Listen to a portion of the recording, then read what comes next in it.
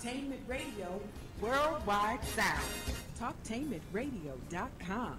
We give you a reason to come. The world's greatest radio. We give you a reason to stay. Radio, the way it should be heard. You got the power.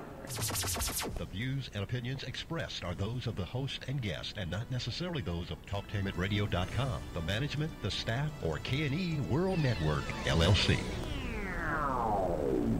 Live call-in talk show. Dial 1-877-932-9766 and join the conversation here on TalkTainmentRadio.com. This is the Compensatory Concept with Mr. Neely Fuller, heard exclusively on TalkTainmentRadio.com, the world's greatest radio. Radio, the way it should be heard. And now, Mr. Neely Fuller. If you do not understand white supremacy, which is racism, what it is and how it works, everything else that you understand will only confuse you. Only confuse you. Only confuse you. Good morning and welcome to TalkTainmentRadio.com. We go where you go on the world's greatest radio. You are now in touch with the Compensatory Concept with Mr. Neely Fuller Jr. I am your co-host, Mr. Bobby, and this is radio the way it should be heard. You can listen and hear the live broadcast of the Compensatory Concept with Mr. Neely Fuller. All you have to do is go to YouTube and then type in the word Talktainment, then hit the space bar and type in the word radio. Scroll down to Talktainment number 2 live on YouTube, and you can also hear us live here at TalkTainmentRadio.com. Also, you can call at 1-877-932-9766. You can Gmail me at the numero 7, Mr. Bobby at Mr. Bobby, B-O-B-B-Y, at gmail.com. And you can also hear a rebroadcast of today's program. All you have to do for that is go to facebook.com/Talktainment, and you can get to hear the program. Now, I have somebody on the line, and I haven't introduced Mr. Fuller yet, nor spoken about his book. Now, I don't really like to do that, to take a call first before I introduce Mr. Fuller, but I'm going to do this one more time. But I would ask that in the future programs, allow me to get through what I have to get through before you call. That way I can get all those preliminaries out of the way, and we can go from there. What line are we on, my brother? 3? Okay. Line 3, you are on with Mr. Fuller. Go ahead, please. Good morning, Mr. Bobby. You can go ahead and introduce Mr. Fuller before we got you on now, so go ahead. Okay, well, yes, sir. I have a statement, a counter statement, 2 yes or no questions, and a follow-up statement. Can I begin? You can basically do maybe 2 of those things. That's a little bit too much. Go ahead. Okay, yes, sir. Just my 2 yes or no questions. If a parent mistreats a child or guarantees that the child is not mistreated and gets constructive help, is the parent still supreme over the child?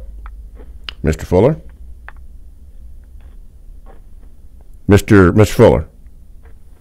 Hello, I'm not here. I'm not getting amplification. Okay, you're not getting amplification. Okay, my brother, could you state your question again so Mr. Fuller can hear that? Yes, sir. There are just 2 yes or no questions. If a parent mistreats a child or guarantees that the child is not mistreated and gets constructive help, is the parent still supreme over the child? If the parent is not giving constructive help to the child, is the parent still supreme over the child? Yes, sir. Well, it depends on whether or not the parent is actually the parent. The word parent means that you have authority over the child.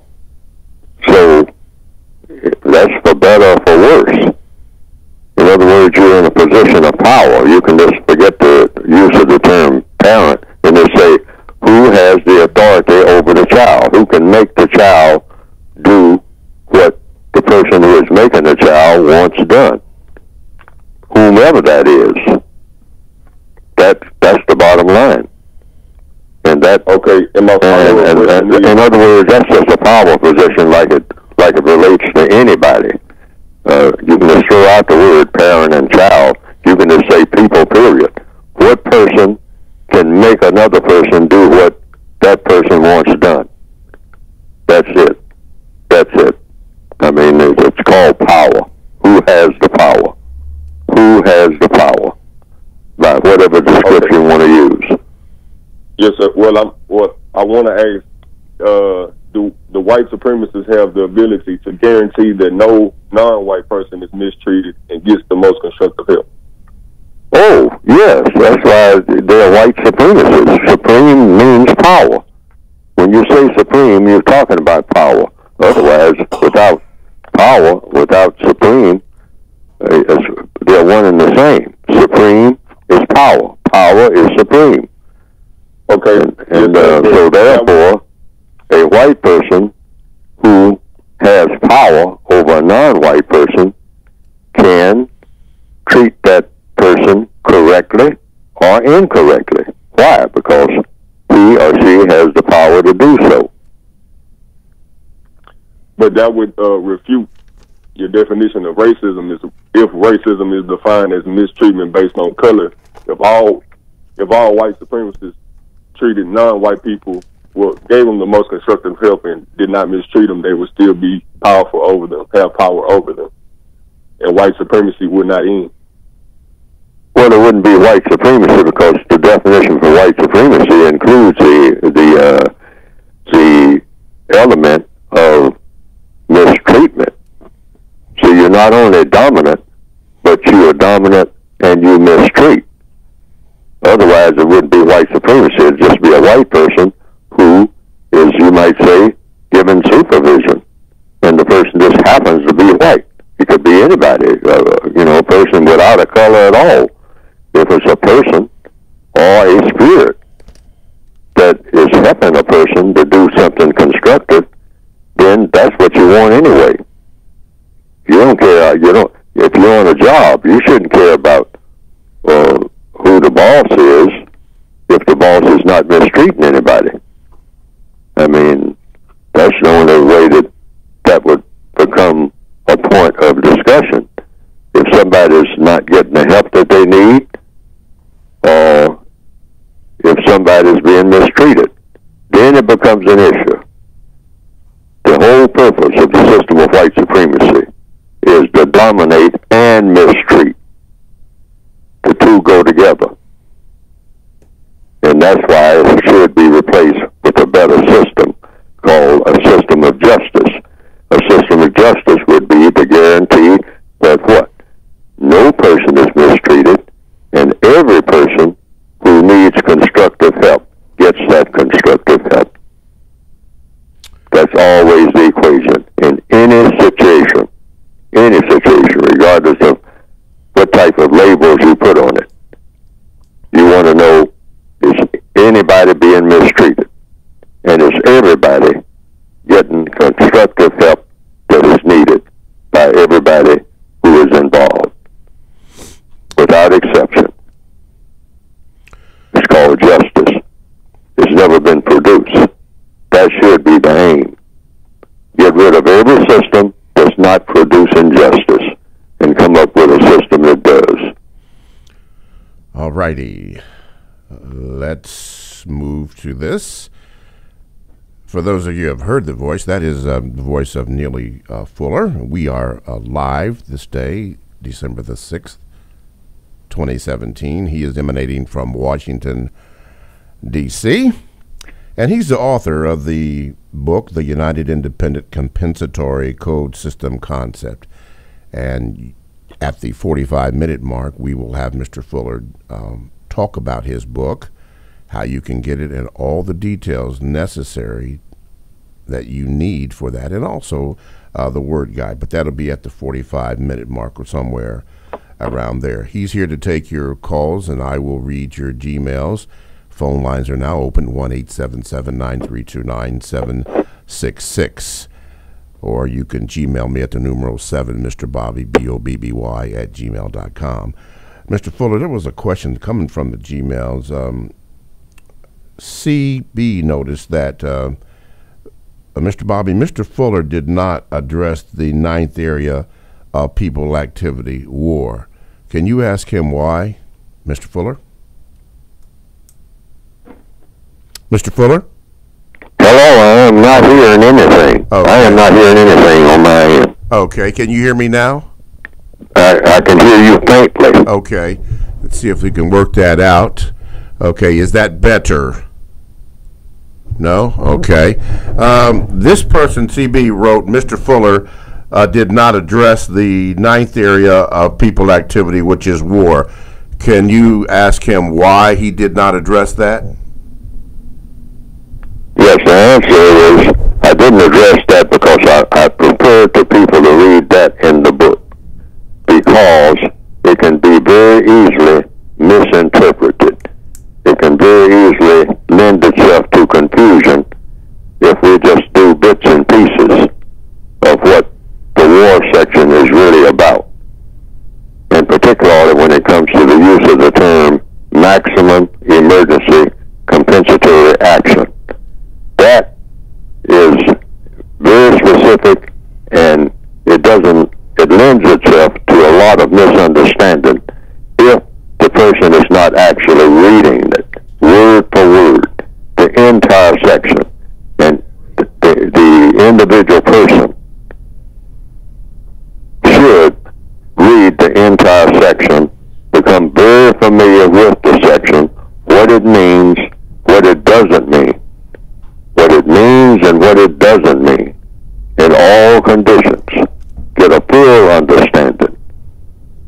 So, since we're talking about people dying, we're talking about people killing, we're talking about people being killed, that's a very, very, very, very, very, very delicate subject and should not be played with in any form. Killing is serious business. Now, all of these systems, all of the areas of activity are a form of war if someone is being harmed. You can be harmed through economics. You can be harmed, that's the use of time and energy. You can be harmed through people using time and energy. They use their time and energy harming people. You can be harmed through an educational system that is failing to do what it should do, or the third area of activity, entertainment, and then the other areas of activity, labor, law, politics, religion, sex. This is all can be called war. It's all a part of the war. See, so when you get to a section that's just called, has the label called war, that doesn't say that the other areas of activity are not inclusive of the word war too. If someone is being what? Mistreated. War is mistreatment. Counter-war is being against mistreatment.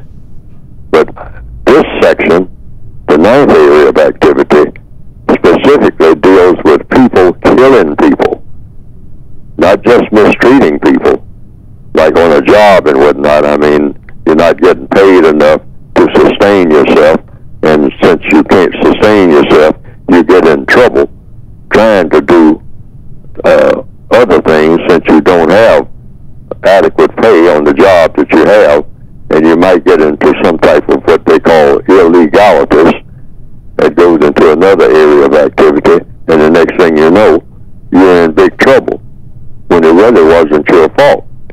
You weren't getting enough money to be able to pay for the things that you needed to have to sustain yourself.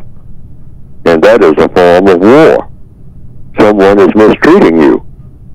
If you're working and doing everything that you should do, obeying all the laws and all like that, you shouldn't be punished in any way for being inadequately compensated for what you're doing.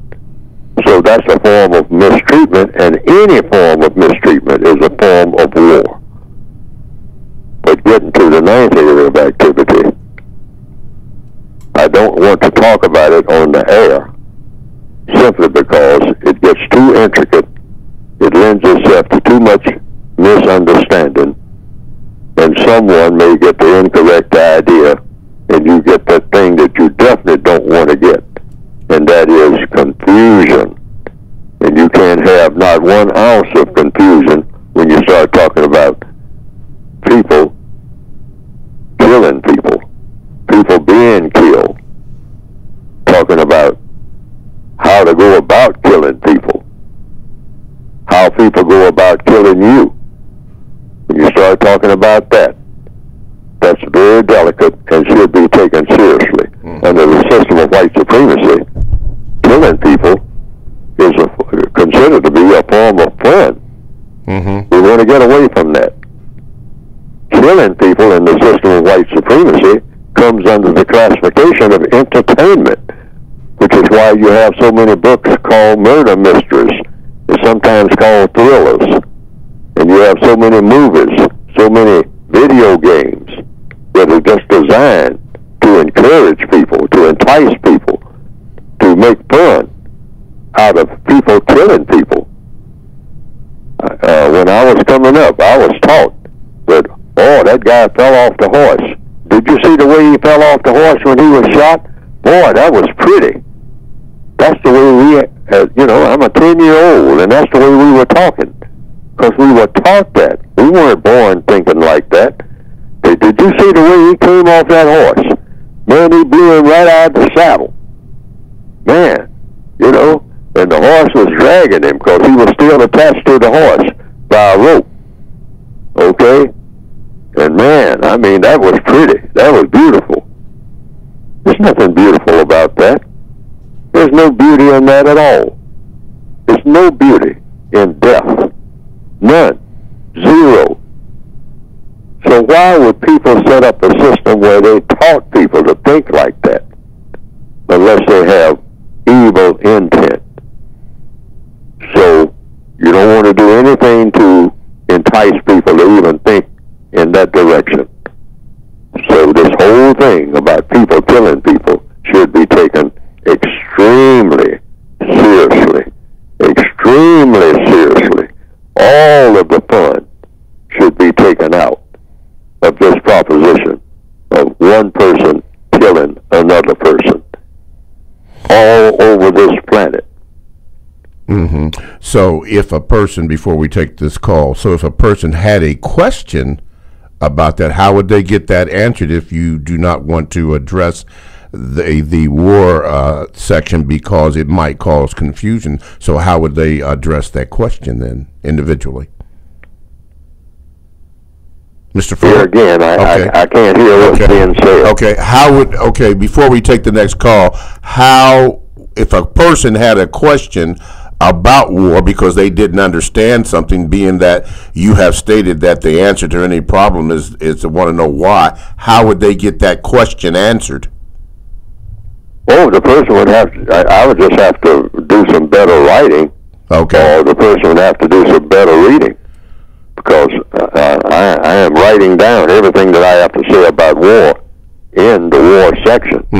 Everything that I have to say. Okay. So the person, if they can't interpret what is being said by what I have written, the only thing I can do is just recite what I have already written, because I can't deviate from what I've written. Okay. And if I try to embellish that in some type of way other than the way that I'm doing it now, that war should be taken seriously, all right, then there may be some questions I can answer, but I can probably do it this way. The person could ask the question, and I would probably say to the person, most likely I would say to the person, well, you have to go directly to the book.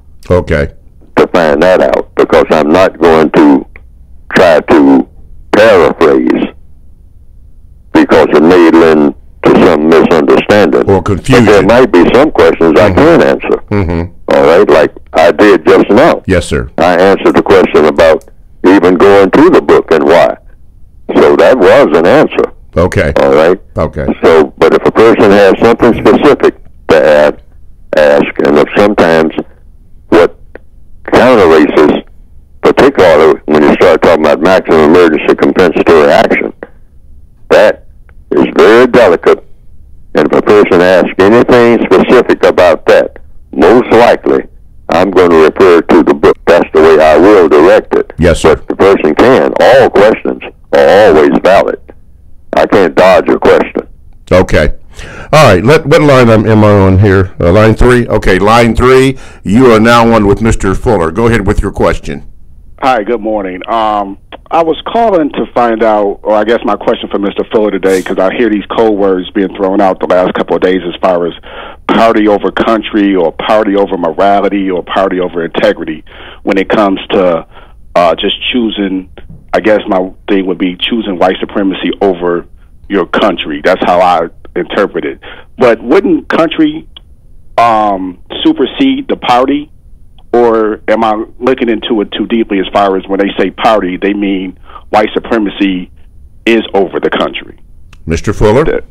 Okay, in answer to that question, the code, according to compensatory logic, according to the compensatory code, when you're having a conversation with someone, and that someone that you're having a conversation with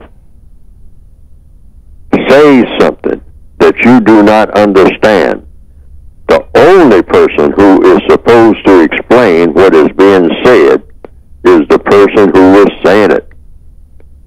See, so I can't interpret what somebody else is saying. I have my ideas about what they could be saying, but when they person say party over country, I would say, wait a minute, sir. See, the procedure, the compensatory procedure is, if you don't mind, sir, will you explain, first of all, what is a country and what is a party and what are the differences between the two? And wait for the answer. Do not help the person with the answer. That's a part of the code. When you ask a question, don't help the person with the answer, because you already have an idea about what your answer would be. That's the reason for that.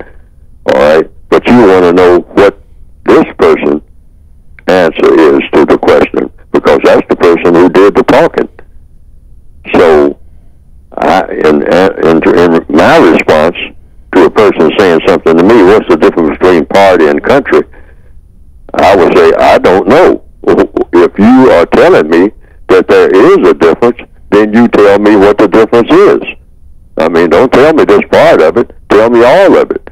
Sir, you used the term party over country. I didn't use that term. Since you used the term, will you kindly explain what you mean, sir? Not what somebody else means. Not what somebody else might have read in the paper about it, and all like that. Some other author, that came up with some definitions. No, the person doing the talking should explain what he or she means when he or she says whatever is being said. That's compensatory logic. That's universal logic. Okay. Thank you, my brother, for your call. Thank you, Mr. Fuller, for the answer. TalkTimeAtRadio.com is a 24/7 no-charge worldwide broadcasting facility with hosts delivered on various topics such as news, lifestyle, sports, law, health, wellness, religion, and politics. Here are a couple that I'd like to share with you, a couple meaning 3 now.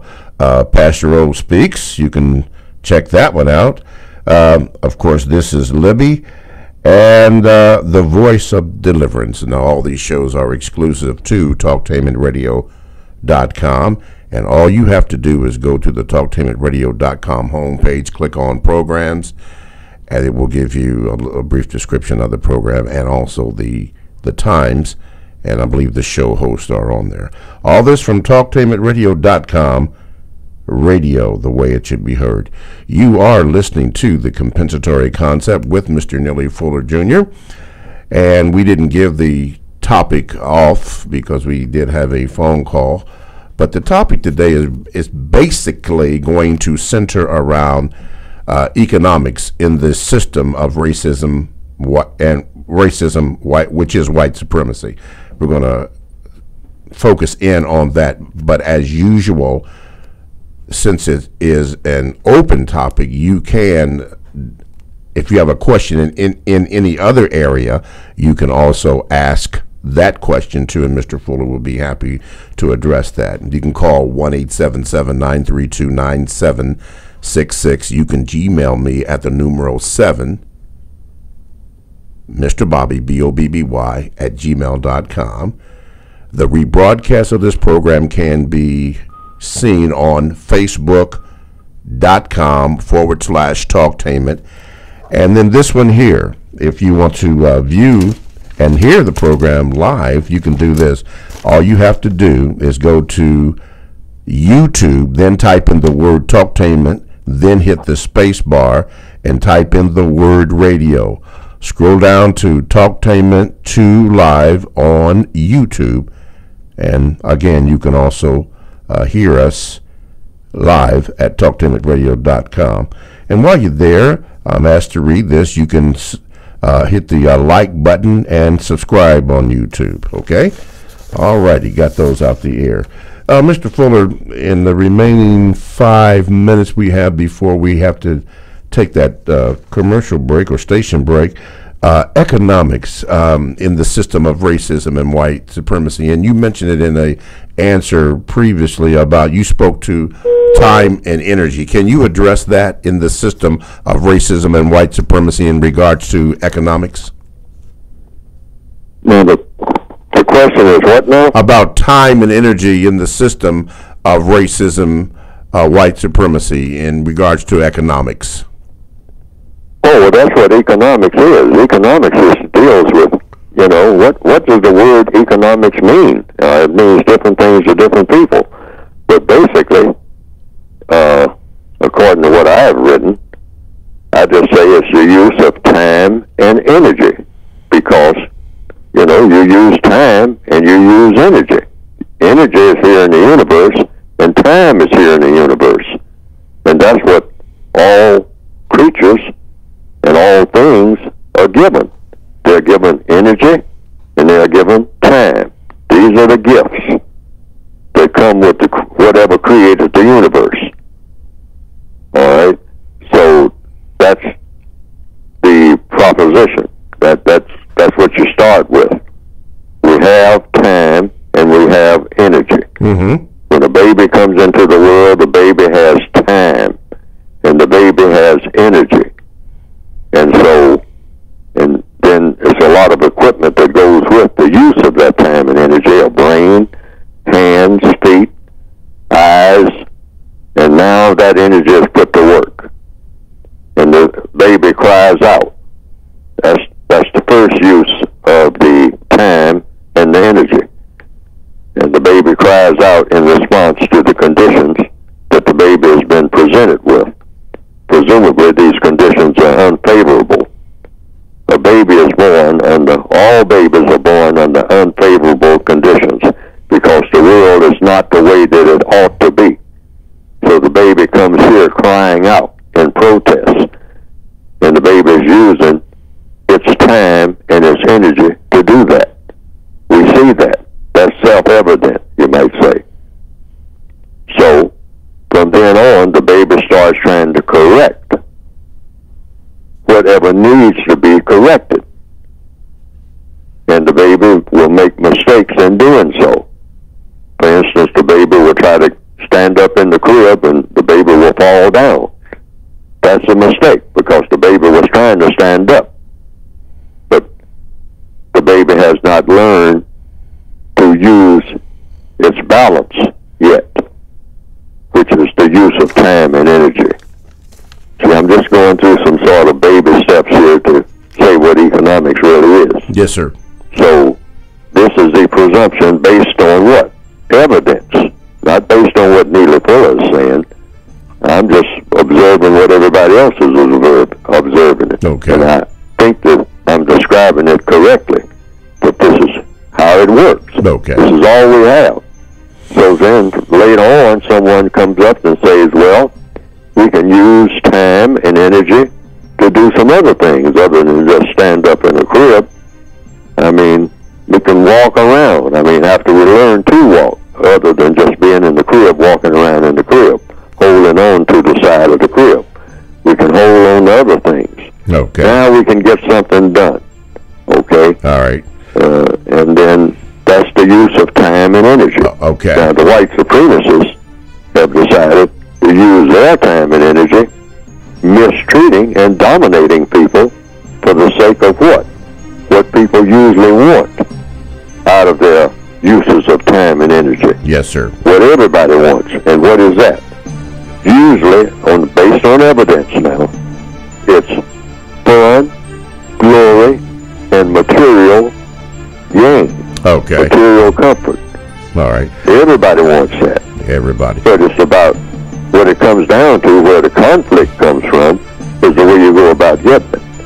The way you go about getting your fun and your glory and your material comfort.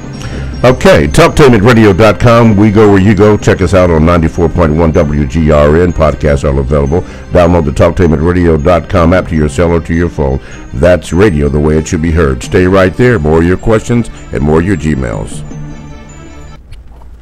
Pastor Clifford Riley and the congregation at Mount Gerizim Missionary Baptist Church cordially invite you to worship with us. Yes, come to the Mountain of Blessings for a spirited, love-filled experience. Our Sunday services and twice on Wednesday Bible study will change your life. We are located at 2633 Mock Road, and our phone number is 614-475-9712. Again, 2633 Mock Road, or call 614-475-9712. Are you ready to earn a certification in healthcare, business, or manufacturing while achieving your high school diploma? Then you're ready for Life Skills High School, a free public school option for Ohio students 16 to 21 years old. Learn more about your free high school educational options at lifeskillshs.org. Queen's Legacy of Love 12 brand launch and grand opening. Currently looking for hosts, photographers, models, dancers, entertainers, ushers, comedians, production managers, model coordinators, stage crew, vendors, volunteers, sponsors, public relations and media personnel, and extras. Contact ggoldqqueen22@yahoo.com. Queens of Queens.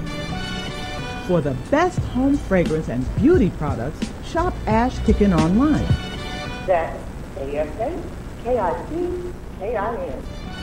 Made with 100% natural quality ingredients and handcrafted with your family in mind, Ash Kickin products are better than those other guys. Ash Kickin candles, incense, body butter, face moisturizer, and hair moisturizer are priced just right, and you can get yours at 10% off with coupon code TALK17. Support this 100% black-owned business and get your home and body smelling and feeling all right. That's ASHKICKIN. Shop Ash Kickin online at www.ashkickin.com. This is Al Edmondson, owner of a Cutter Brother Rest Barbershop. I'm calling on all barbers and beauticians. It's time for us to unite as one. We can serve our communities better together. Join the Ohio Black Barber Beauty Network. For more information, visit www.obbn.org or call 614-427-3226 to get more information. Be the change that you want to see in your community. Join our network. If you or someone you know is abusing drugs and or alcohol and want to stop the abuse, contact APDS at 1409 East Livingston Avenue. Office hours are 9 a.m. to 8 p.m. daily and 9 a.m. to 3 p.m. on Saturdays. APDS is certified by the Ohio Department of Mental Health and Addiction Services and primarily funded through the Adam H. Board. Fees are based on your income and Medicaid is always accepted. For more information, call 614-253-4448. Think fast. In less than 30 seconds, a small flame can become a big fire. Don't let your world go up in smoke. Have working smoke alarms and keep heaters 3 feet away from anything that can burn. Learn more at usfa.fema.gov because fire is everyone's fight. Do you have problems controlling high blood pressure? Good news. You can enroll in Helping Hands Health and Wellness Center's health coaching program utilizing the innovative Twine Health platform. We will help you set your goals, keep in touch with you via your cell phone, and may provide you a free blood pressure cuff. Call us at 614-462-0114 or visit us on the web at www.helpinghandsfreeclinic.org to see if you qualify. This program is provided to you by a grant from the CVS Health Foundation. See that cute little dog in the pet store? Chances are it came from a puppy mill, a breeding facility that forces caged, neglected, and often sick dogs to churn out puppies to be sold for profit. Meanwhile, millions of wonderful, healthy pets end up in animal shelters. But with one simple choice, you can help, just by deciding to adopt instead of purchase your next pet. Not only are you saving a life, you're taking a stand against puppy mills. Visit bestfriends.org/puppy mills to learn more. I've got the water, energy bars, and camera. I think we're set for the hike.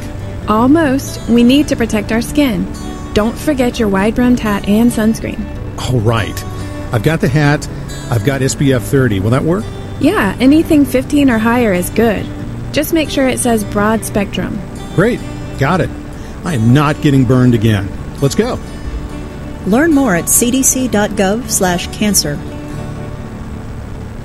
Families affected by disasters urgently need support. Help the American Red Cross provide meals and shelter to those affected by disasters, big and small. Donate to Red Cross Disaster Relief. Go to redcross.org or call 1-800-RED-CROSS. Live call-in talk show. Dial 1-877-932-9766 and join the conversation here on TalkTimidRadio.com. I think I'm entitled. You want answers. I want the truth. You can't handle the truth. Go ahead. Make my day. You got the power. TalkTimidRadio.com. We go where you go. Download the TalkTimidRadio.com app to your cell or to your tablet. That's radio the way it should be heard. This is Mr. Bobby. I'm the co-host on the Compensatory Concept with Mr. Neely Fuller. And if you would like to get in contact with the show, you can do so by calling 1-877-932-9766. You can Gmail me at the numeral number 7, Mr. Bobby, BOBBY, at gmail.com. You could also hear a rebroadcast of today's program by going to facebook.com/talktainment. Or you can do this. You can watch and hear us, the live broadcast of the Compensatory Concept with Mr. Neely Fuller. All you have to do is go to YouTube and then type in the word Talktainment, then hit the space bar and type in the word radio. Scroll down to Talktainment number 2, live on YouTube, where you can also hear us on TalkTimidRadio.com. And while you're there, hit the like button and subscribe to subscribe to us on YouTube. Okay. Okay. We got a phone call. What line? 3. Okay. Number 3, line 3. You're on with Mr. Fuller. What is your question? Hi, sir. I just wanted to say hi, and I really don't have a word to say right now. But I heard all of this, and after learning all this knowledge and working with these people and being around these people, like where do I find people of like us who think the same way, so we'll be ble to work around them and work amongst our own. I mean, I'm a CDL driver, I'm a truck driver, but I work for people from the other race, and I could see where all the things are happening, and if this happens, I get the blame, or like I'm being slowed down and I'm not being treated the right way. So I just wanted to know, like, where can I find people who like us of our own race who have the same like job industry, Okay. Mr. Fuller, could you hear that question? If I understand the question is, where do you find people who are like mind? In other words, that you can discuss things with, like we're discussing now? Yeah. Okay, you don't look for them. Just whatever people you happen to run into, it's only two things you think about. Constructive, non-constructive. That's all. That's it. I don't care where you are on the planet. You got to be somewhere. And you're going to be all kinds of places, around all kinds of people. But all you have to remember is whatever is going on is going to be in one of 2 categories. Just one of 2. Just one. It's not going to be both. It's going to be one or the other. So you just look around and you got one question. Sir, ma'am, if talking to people. Because if you're saying people, so that you're going to be around all kinds of people, all of your existence, most likely. So, but it's just one basic thing to remember, and that is to put everything in one of two categories: constructive, non-constructive. And the way you approach it when you're talking to people, because you're talking about how do you interact with people, you're going to interact with people mostly by talking. They're talking to you, you're talking to them. So what you do is listen to everything that person has to say. And then you have in your mind while they're talking, is this constructive or non-constructive? And if you think it might be non-constructive, or if you think it might be constructive, but you have doubts about which category it's in, then you ask the question of the person that you're talking to. If you yourself are confused about the way the conversation is going, you ask, is what we're talking about, is this constructive? And if it is constructive, how is it constructive? What is the purpose for us talking? Is it to produce something that is going to have a constructive result? Or if we are going to produce something that has a non-constructive result? And I'm about trying to do something that's going to have a constructive result, because I think that's what we should be doing. Now, do you think that's what we should be doing? You can ask the person that you're talking to that question.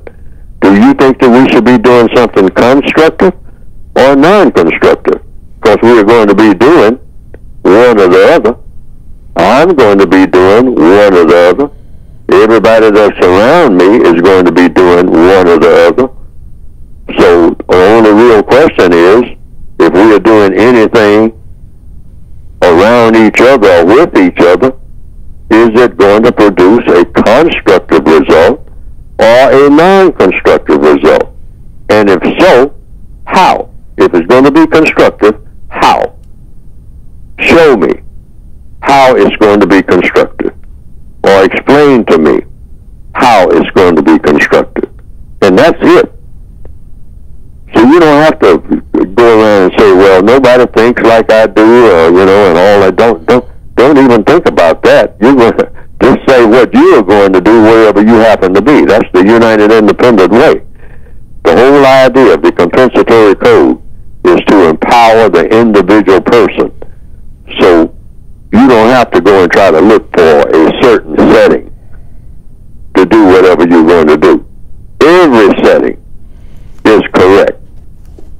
If you go anywhere in the world, anytime, just keep in mind, everything that's going on around you is either going to be in a constructive category or a non-constructive category. And if you're confused about it, you just start asking questions. Because the way to get out of confusion is through the process of what? Questions and answers. Yes, sir. And it'll always take you where you need to go. It'll always take everybody where everybody needs to go. All right. Questions and answers. All right. That gets rid of confusion. And you want to be able to tell the difference between constructive activity, non-constructive activity. And that includes conversations. If you're having a conversation with someone, at some point, you should say, can I ask a question? Is this conversation supposed to lead to something constructive? And if so, how? I mean, but first of all, let's find out, why are we talking? Is this conversation supposed to lead to a constructive result? And if so, what will be that constructive result? Sir, ma'am, always be courteous. And that's with anybody, anywhere, anytime. Don't try to find a safe spot on the planet, because there's no such thing as that. Mm-hmm. Don't try to find a certain setting where you say, now I can start using codified procedure. No. No, codified procedure applies to all settings. All. Nothing is left out, wherever you happen to be on the planet. You don't start thinking in terms of the black community. There's no such thing as that. That doesn't exist. It's just people, period. And those people are either going to be doing something constructive or non-constructive, including when they have conversations. That is the only criteria. Once you latch on to that, you got it all. Yes, sir. TalkTainmentRadio.com. We go where you go. Download the TalkTainmentRadio.com app to your cell or to your tablet. That's radio the way it should be heard. My name is Mr. Bobby. I am the co-host of the Compensatory Concept with Mr. Neely Fuller. You like to get in contact with the show, you can do so by calling 1-877-932-9766. You can also Gmail me at the numeral 7, Mr. Bobby, BOBBY, at gmail.com. If you want to hear the rebroadcast of today's program, you can go to facebook.com/Talktainment. And you could also do this on YouTube where you can see and hear us. All you have to do is go to YouTube and then type in the word Talktainment. Then hit the space bar and type in the word radio. Scroll down to Talktainment #2 live on YouTube. You're there. You're there. You're right there. And while you're there, hit the like button and subscribe on YouTube. Okay, Mr. Fuller, this is the 45-minute mark, which we have designated as the space for you to promote and speak about your book. So go ahead, please, Mr. Fuller. Mr. Fuller, can you hear? All right, Okay. I'm still hearing you very, very, very faintly, but I hope that the audience is being able to hear you. Okay. And hear me. Okay. I'm not hearing you very well. I'm not hearing much of anything very well, but I can hear that. You're talking about the book. And the book, you can get the book, The Compensatory Counter-Racist Code. That's a textbook workbook for thought, for speech, and or action for people who perceive themselves to be victims of the system of white supremacy. If you don't perceive yourself as being a subject to or victim of racism, which is white supremacy, then the book is not for you. And it's addressed to you as an individual person. It's called the United Independent Compensatory Code System Concept. And a supplementary title of the book is A Compensatory Counter-Racist Code, meaning things that you do, things that you don't do, things that you say, things that you don't say, questions asked when other people say certain things or do certain things, and how to, some guides, rather, and how to look at what's going on around you and how to interpret what is going on around you and ask yourself questions and get answers, and asking other people questions and getting answers. How to go about doing that in a codified and orchestrated, methodical way. In order to do what? In order to do one basic thing: solve problems in the most constructive manner. That's the thing you want to focus on as an individual person without having to check with anybody. These are things you do yourself. Go anywhere on the planet, anywhere in the known universe, if you can get there, or if you happen to be there, and know what to do and what not to do, what to say and what not to say, how to react to what other people are doing around you, and how not to react to what other people are doing around you in all areas of activity: economics, education, entertainment, labor, law, politics, religion, sex, and war. What to do and what to say and what not to do and what not to say in all of these areas of activity. That's what the book is about. You can get it by going to producejustice.com.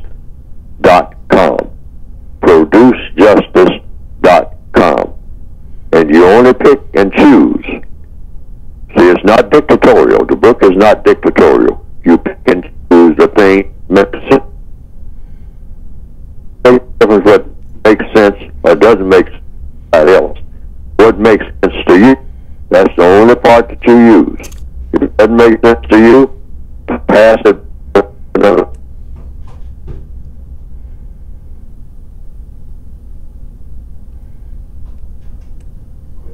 Okay. Alrighty. Let's see here. If the book makes sense to you, that's the part that you use, Mr. Fuller. Okay. Let's do this. Whoa.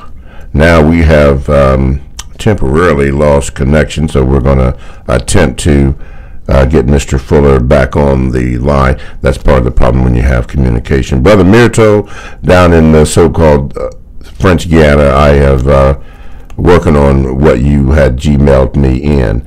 So yeah, all you have to do to get Mr. Fuller's book is go to producejustice.com. That is producejustice.com. And as he indicated, what will come up on the screen is all the information you need to get the book. And also, while you are there, he has an additional word guide, which when we get him back on the line, as we are efforting to, he will explain the word guide, the use of words when you are asking your questions, because you do need to be clear so that an understanding can be established. Why is that important?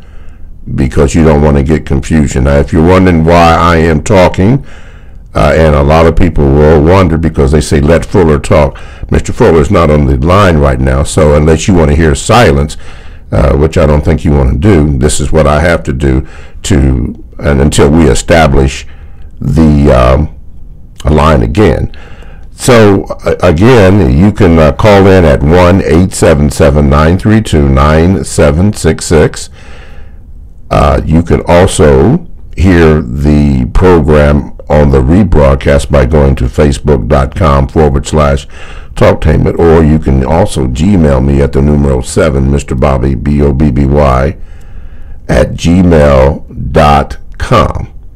And also, yes, you can go to YouTube, type in the word Talktainment, then hit the space bar, and then type in the word Talktainment 2 live on YouTube, and you will be there. How about that? So that you can ask your questions.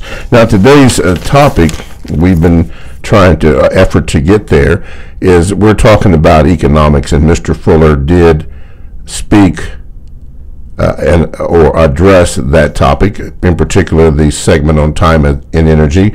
We are still efforting to get Mr. Fuller back on the line. That's why I am speaking, and trust me, people will call in and tell me that I'm speaking too much, but this is what we have to do right now. And yes, I'm going to explain that to you so that you don't have to call in and say that I'm hogging or dogging the show and all that kind of stuff. We have somehow, through communication, lost communication directly with Mr. Fuller, so we are efforting, trying to make contact with him, and maybe this might be him right now, but this is what we are doing. Let me see if that red light comes on, then we can get him back on here. Okay, but this is what we are trying to do here. Okay, we got him? Okay. Mr. Fuller, apologies to you. I don't know what happened. The line just got cut off, but welcome back. You were in the last processes of this, talking about your book, how you can get it, and then I wanted to ask you, did the problem get straightened out about getting the word guide overseas? You want to ask about what now? Getting the word guide overseas? Yeah, overseas. I remember. No, that hasn't been resolved yet. Okay. Okay, but you can get the book by going to producejustice.com. Okay, now, when you mention economics, and that's what our base subject is, our topic is, there was a word that was used on page 63, the word beg. Could you explain begging in the system of racism, which is white supremacy?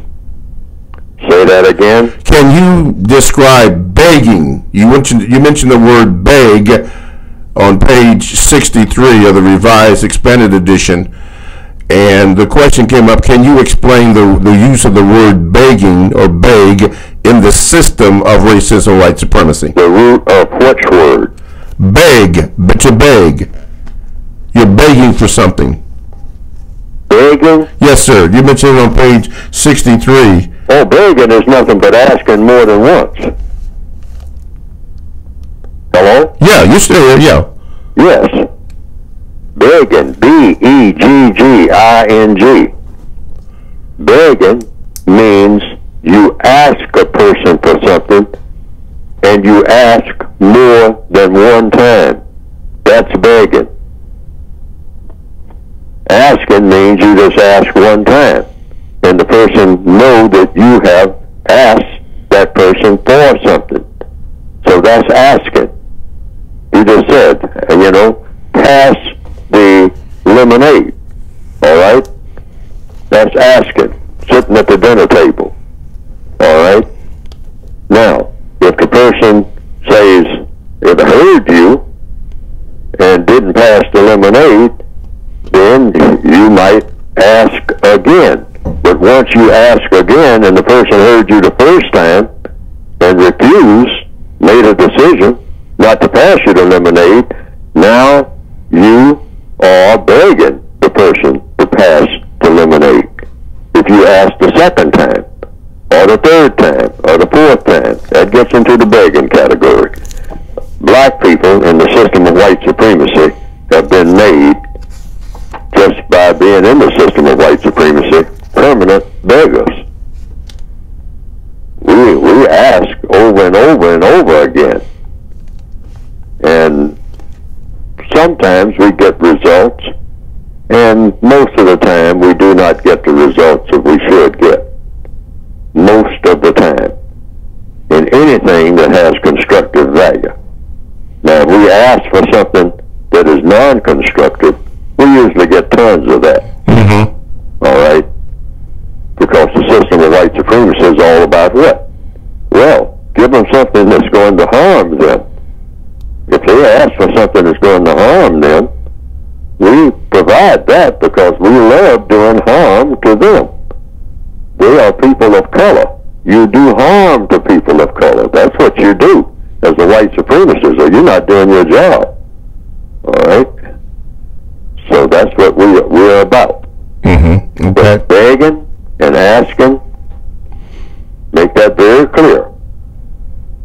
When you ask more than once, and the person heard you ask the first time, and refused to act on what you asked for, now you are begging that person once you ask the second time. Okay.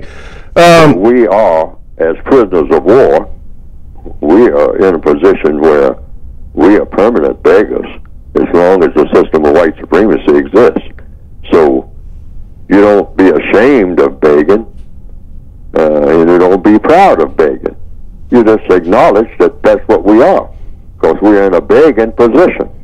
That's the position that we were born in, a begging position. We're not in a position where we don't have to beg. We have to beg. And we will continue to beg as long as the system of white supremacy is in place. Wow. Wow. Whoa. We're going to pick that up on the other side. TalkTainmentRadio.com, the world's greatest radio the way it should be heard. I want to thank you for listening to the first hour. Stay tuned for the second hour of the Compensatory Concept with Mr. Neely Fuller and co-host Mr. Bobby on TalkTainmentRadio.com, radio the way it should be heard.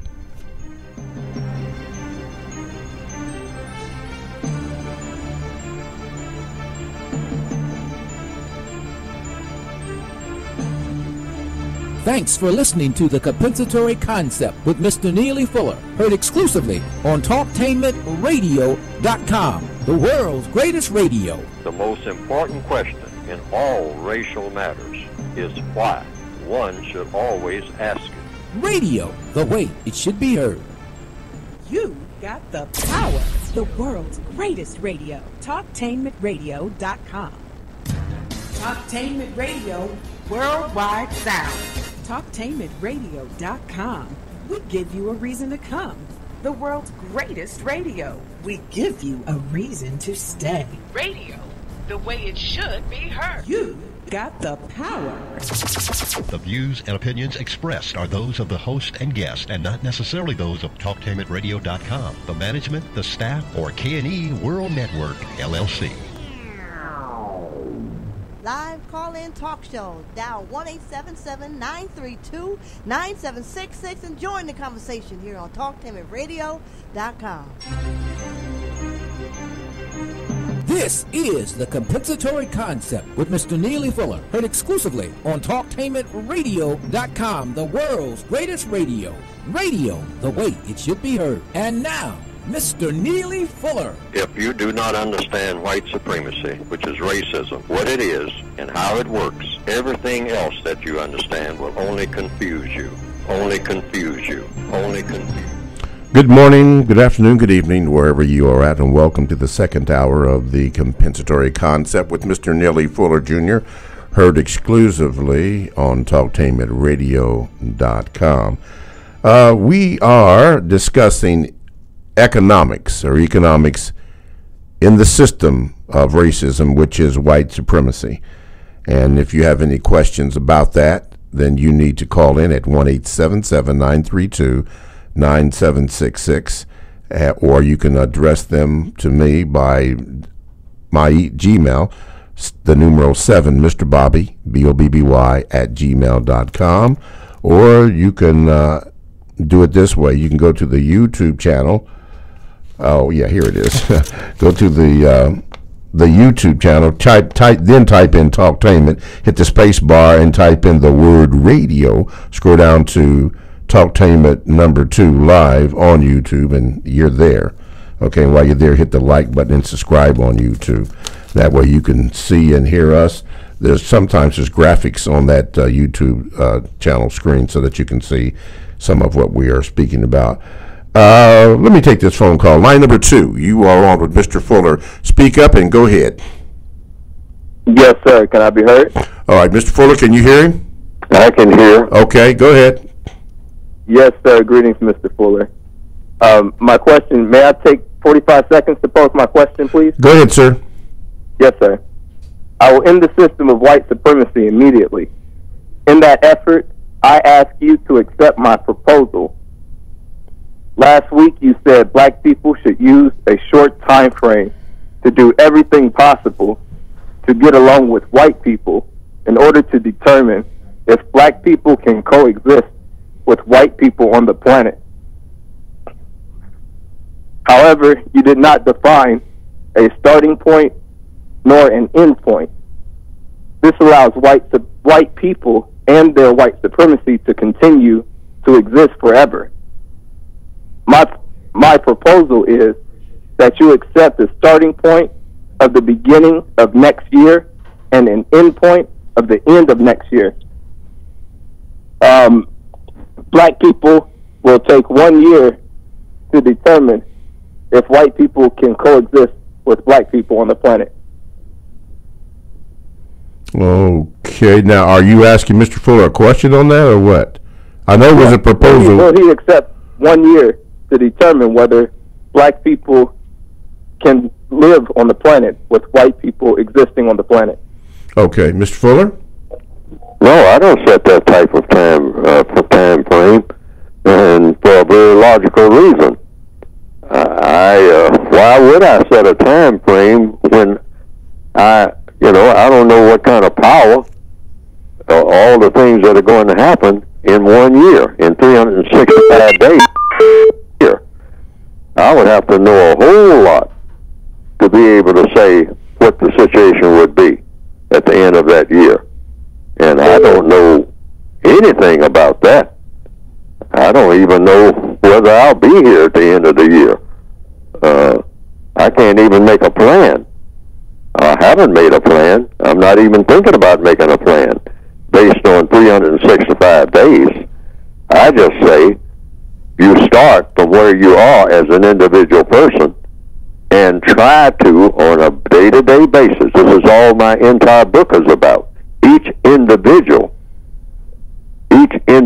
person say what I'm going to do each and every day is try to be as constructive as I possibly can in this prison that I'm in as I possibly can.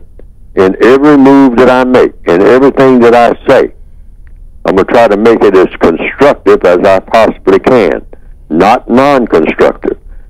Try to make it something, try to do all that I can to guarantee that no person is mistreated as best I can, wherever I happen to be at any given moment, and or guarantee that the person that I can help the most gets the most constructive help, and try to get people to do the same with me as best I possibly can in this prison, this world prison called the system of white supremacy.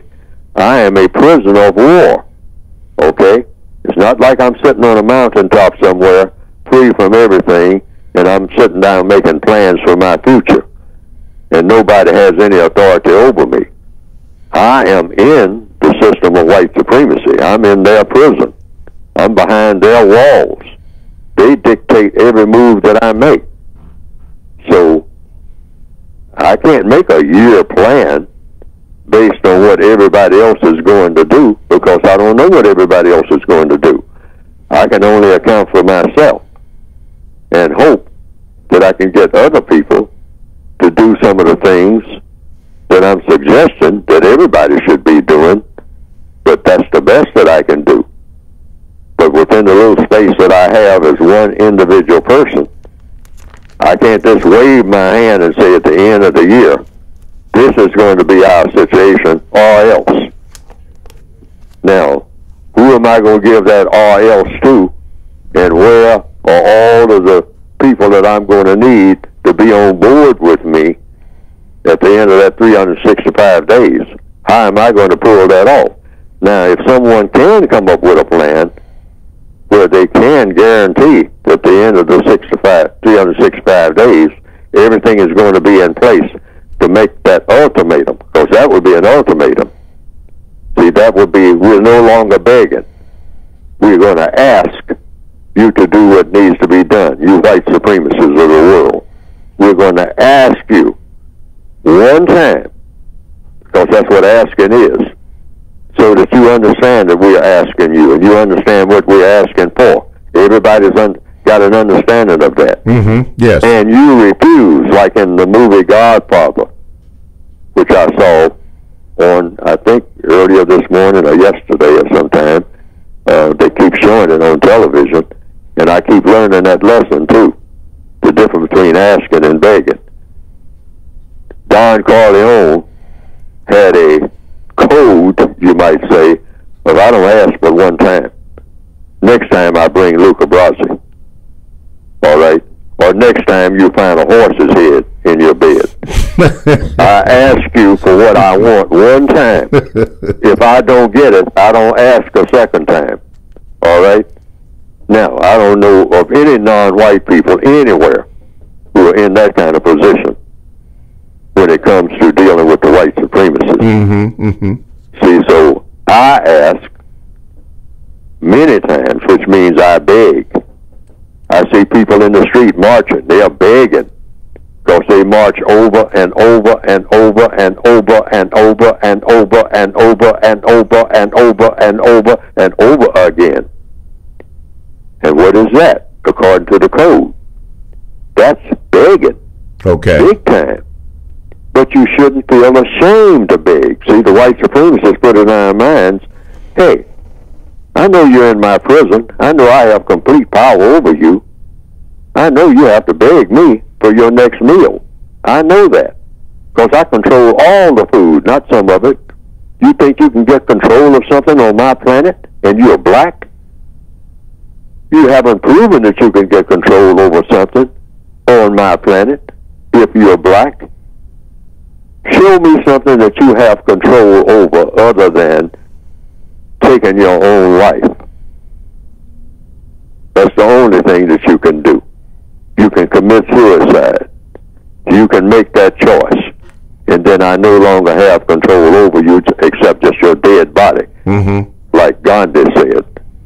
You know, you can beat me to death, then you'll have my dead body, but you won't have my cooperation. Okay. All right? So that's the deal. Mm-hmm. So now if anybody can come up with a 365-day deadline, I'm saying the code doesn't disallow that. The code says come up with that plan. I don't have a plan for that. Okay. All righty. There you have it. Line 3. Okay. Line number 3, you're on with Mr. Fuller. Go ahead, please. Hey, how you doing, Mr. Bobby, Mr. Fuller, Brother Muko from Baltimore? Yes, sir. Where we hold the compensatory constructive action discussion, 3503 Glenarm Avenue. Mr. Fuller, can you please, for the care unit in Baltimore, because a lot of people, non-white people, believe that money is the answer or the solutions to all of their problems, so to speak. You know, like to think that if they have money, they can obtain anything in the system of white supremacy. So, to eliminate the confusion on that, can you please expound for the care unit in Baltimore how money is just a tool of economics and it's not economics itself? Good question. Yes, the white supremacists have taught us, get money, and then you'll have power. But the white supremacists do not teach us how to get money. Okay? Because the money comes from them. They decide what money is. Money can be a piece of paper. Money can be a rock. Like a diamond is a rock. But the white supremacists determine what is money and what isn't. This is why there are black people who have what they call their own so-called countries. They have their independence. And they say, I have my independence. That's my flag out there. I designed that flag. So I have my own flag. I don't have somebody else's flag. All right? And I have my own currency, meaning my money. And I have some of the prettiest money you'll ever see. I got my artists to design the money for my country, my black country. And it's beautiful money. When you look at that money, you don't even want to spend it.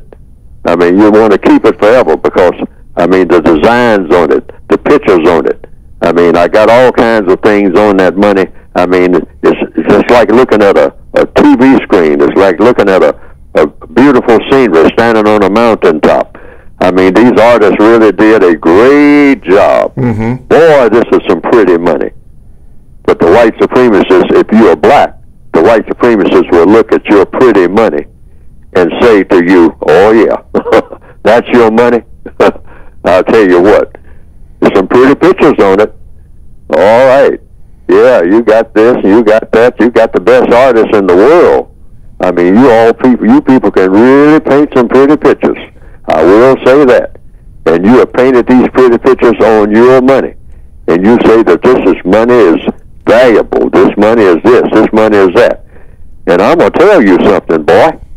That money ain't worth nothing as far as buying something, because I own everything on the planet that you're going to buy with that money. All right? You don't own anything. And you can't buy nothing unless I sell it to you. And I only sell you what I want you to have. Wow. So your money is worthless until I say what it's worth. Now, here's what. I will say that it is worth this and that today. But tomorrow, I may change my mind. I may change my mind today. I may change my mind in the next 15 minutes and tell you that your money ain't worth nothing. Now, how are you going to prove to me, a white supremacist over you, that your money is worth what you say it is, when I'm saying your money ain't worth nothing Neither are you, unless I say so. Why? Because I got authority over you. And don't you ever forget that, boy. As long as I got you, I not only got your money, I got your wife, your children, your mother, your father, and anything else that you ever intend to have. Why? Because I got the best money in the world. And that is what? You. I got you. Wow. All of you black people. That's what white supremacy means. As long as I got you, I got everything that you got. You haven't figured that out? You're dumber than dumb. Wow. Absolutely. Absolutely. Good question. Thank you guys for doing everything you do. My two favorite people in the world. Good hearing from you, Brother Muko. Thank you. Thank you. Okay. Man. That was... TalkTimeRadio.com is a 24/7 no-charge worldwide broadcasting facility with hosts delivering on various topics such as news, lifestyle, sports, law, news, health, wellness, religion, and politics. Now let's see if I can get a couple new shows in here. Okay, it's your time to travel with Ricky Tyus, The Kinsman with Malik Haru, and let's go here, Senior Agenda with Lisa Stockdale. These particular shows and more are exclusive to TalkTainmentRadio.com. All you have to do is to go to TalkTainmentRadio.com, click on programs for the scheduled times. All this exclusive to TalkTainmentRadio.com. That's radio the way it should be heard. My name is Mr. Bobby. I am the co-host on the Compensatory Concept with Mr. Neely Fuller Jr., who is live from Washington, D.C. He has written a book, The United Independent Compensatory Code System Concept, which he will be discussing around the 45-minute mark, about a half an hour from now, where you can get the details on how to get the book and any other pertinent information. Our featured topic today is economics in the system of racism, which is white supremacy, and we do and are accepting your calls at 1-877-932-9766. Gmail, the numeral 7, Mr. Bobby at Mr. Bobby, BOBBY at gmail.com. You can review or replay today's program by going to facebook.com/talktainment, or you can do this. You can look at us live right now on the YouTube channel. All you have to do, let me get my paper here, is go to YouTube, then type in the word Talktainment, then hit the space bar, and then type in the word radio. Scroll down to Talktainment #2 live on YouTube, and you are there. Hit the like button and also the subscribe button, and we are right there. Okay, let's see here as I get this email back up. You were speaking on economics, but Mr. Fuller, Brother Darius wrote this. He said that he wants you to address this. Black men allows himself to be used by a system that is intent on his destruction. One commercial after another, white man makes a Cadillac, black couple is shown enthusiastically longing for it. Insurances, malt liquor, you name it. Anything the black man is shown as the ultimate consumer of goods and services that he cannot provide for himself. We send him out to our schools. We teach them how to work for us. We pay him just enough to keep him coming back for more. We sell things he doesn't need to impress people. I've heard you say that, Mr. Fuller. He doesn't know and couldn't care less about him. An overwhelming number of ads are designed with him in mind. We rarely see any other group of people being marketed to with such zeal. We will keep him dependent upon us, an economic slave. Jim Crow wasn't about separation so much as it was about keeping the blacks from being self-sufficient, eternally attached to the system for all his needs. Mr. Fuller, you care to address that? Well, during all of the writing that I have from cover to cover and from cover to cover and from cover to cover, and everything that I'm saying is what? It boils down to one thing. If you do not understand white supremacy, what it is, and how it works, everything else that you understand will confuse you. So what is white supremacy? It's a system designed to dominate and mistreat people who have color in their skin. That's what it's designed to do. It's the most successful political and religious system ever dreamed up in the minds of the people in the entire history of the planet Earth. It's the most successful business. It's the most successful enterprise ever dreamed up. It is successful. And it's successful based on doing just what the person just said. I mean, what the results are. Yes. It's complete power. Yes. Over people. And it is based on dominating and mistreating people based on color in order to produce what? What everybody wants. Every person, every animal, every creature wants what? Wants to have fun, wants to have glory, and wants to have material comfort. Mm-hmm. Things that, that food, clothing, that's material comfort. Yes, sir. And you want fun. Everybody likes to have fun. You see squirrels chasing each other and whatnot. They're not trying to harm each other and whatnot. I've seen it. I've seen them chasing each other from vine to vine. They're having fun. All right? They have plenty of food. They've already eaten. That's why they have all that energy. All right? Now they're having fun. Just playing little games with each other. All right? Okay? And the animals do that. And people do the same thing. They like to have fun. So the white supremacists have fun mistreating people of color. That's their fun. And they get what? The next thing, glory. Meaning they feel good about themselves. All right? That's the result of the fun that they get. And they look at each other and shake each other's hands when they mistreat black people successfully. People of color, black, brown, red, yellow, all of the non-white people of the planet. They shake hands, when they're successful at doing a new type of thing to do harm to people of color. They get a charge out of that. All right?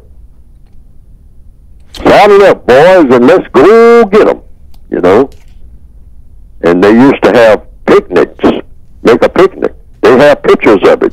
They show them in their own books. They show pictures where they are lynching or burning a black person, have them hanging up from a tree. And then they cut the rope and let them fall to the ground, and they set them on fire. I've seen and everybody stand around and smile at the camera. Yes. You've seen that yourself. If you haven't seen it, go and look. Go and look for it on the internet and whatnot. You'll see it. That's fun. Burn that Negro. That's glory. Oh, that makes you feel good. See how God likes that. Yeah. We did it, didn't we? Oh, boy. Saddle up, boys, and let's go get them. Just the good old boys, just having fun. We'll hang them high and watch them die in the noonday sun. Wow. Yahoo! All over the world, 24/7. That's what they breathe for. That's what they look forward to. They don't even want to be on the planet if they can't do that. That's the way the white supremacists think. And if non-white people don't understand that, they don't understand anything about the world that they're in. Because that's what it's really all about. And everybody has fallen in line behind it. It's the most powerful force that the world has ever seen. And it is successful.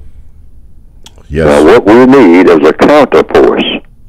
And you start with the individual person, and that's what I'm trying to do. It's about not just talking about the problem, but coming up with solutions. And as far as I'm concerned, to the best of my knowledge, it starts with each individual person having a code of thought, of speech, and of action that you enact every day, everywhere that you go, as best you can. Yes, sir. In this prison called the system of white supremacy. Wow. Let's go to line number 3. Line number 3, you're on with Mr. Fuller. Go ahead, please. Yes, thank you, Mr. Bobby, and greetings to both of you. I'm curious to know, I have a brief comment, but I also want to get this question. When we'll get to the segment on warfare, I think that's, if not one of the most necessary parts of the book that we should discuss, certainly one of them.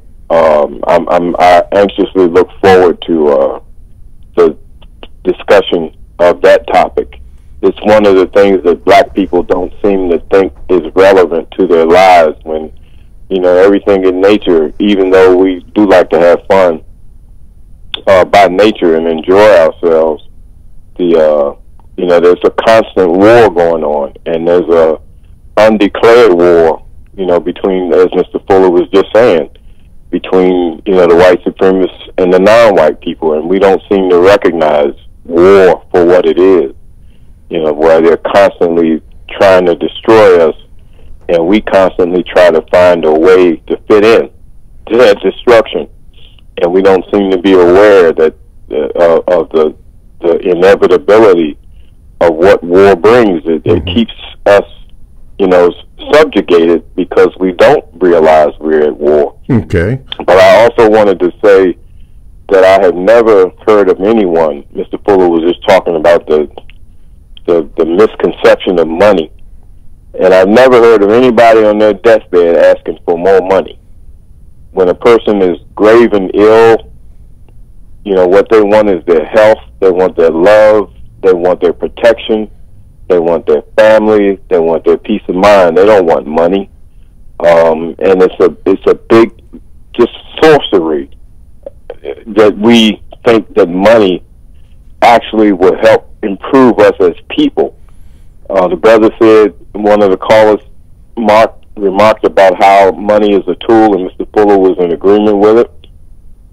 But I just anxiously look forward to when the discussion on warfare takes place. And I look forward to that very much. I thank both of you gentlemen. Okay. And I thank you again, Mr. Fuller, and I don't want you to think your words are being wasted, because I have, in every day, I try to think of another creative way that I can employ that code and pass it on to someone else. Okay. Thank you very much for your call. Mr. Fuller, would you go ahead and address that, please? Well, there wasn't a question there, so that comes under VGQ, and which is something to be considered. Everything that anybody says that may be of some help in replacing the system of racism with the system of justice, which means just doing anything that's constructive, and staying away from everything that is non-constructive, then that's code. Yes. That's just the way it works. It's just that simple. Okay.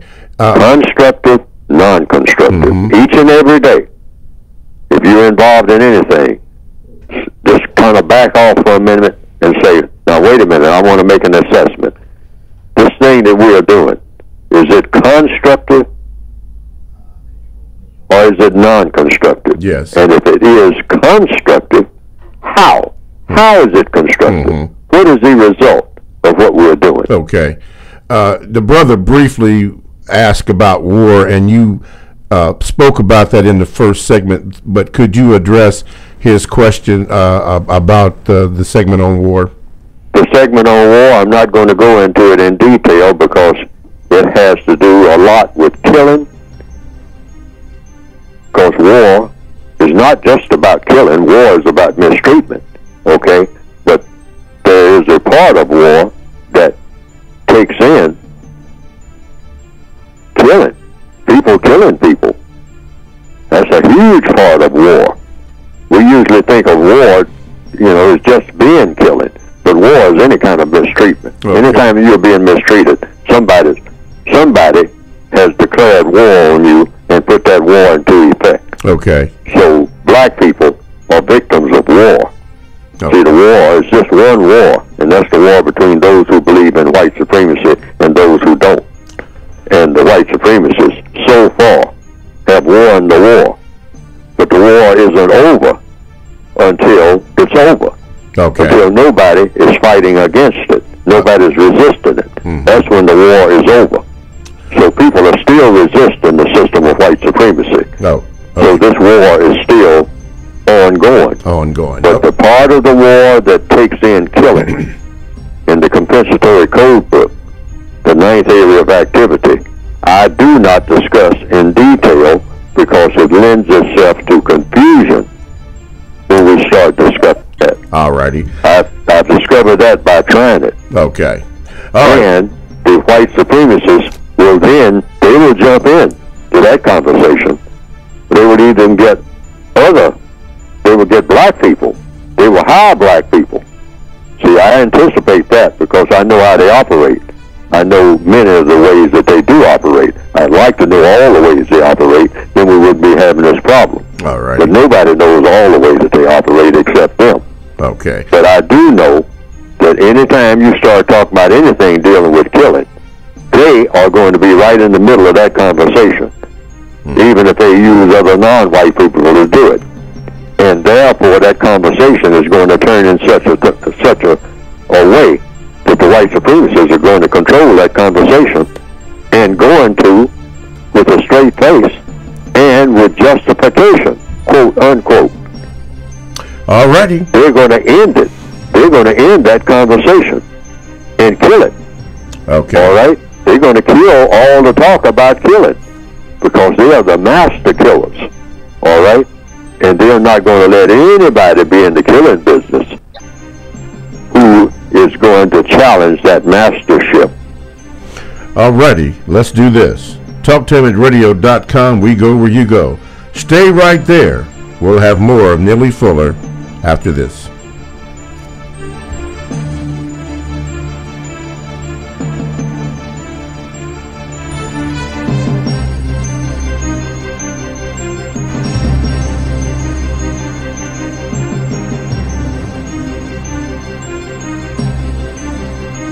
Pastor Clifford Riley and the congregation at Mount Gerizim Missionary Baptist Church cordially invite you to worship with us. Yes, come to the Mountain of Blessings for a spirited, love-filled experience. Our Sunday services and twice on Wednesday Bible study will change your life. We are located at 2633 Mock Road, and our phone number is 614-475-9712. Again, 2633 Mock Road, or call 614-475-9712. Are you ready to earn a certification in healthcare, business, or manufacturing while achieving your high school diploma? Then you're ready for Life Skills High School, a free public school option for Ohio students 16 to 21 years old. Learn more about your free high school educational options at lifeskillshs.org. Queen's Legacy of Love 12 brand launch and grand opening. Currently looking for hosts, photographers, models, dancers, entertainers, ushers, comedians, production managers, model coordinators, stage crew, vendors, volunteers, sponsors, public relations and media personnel, and extras. Contact GGoldQQueen22@yahoo.com. Queens of Queens.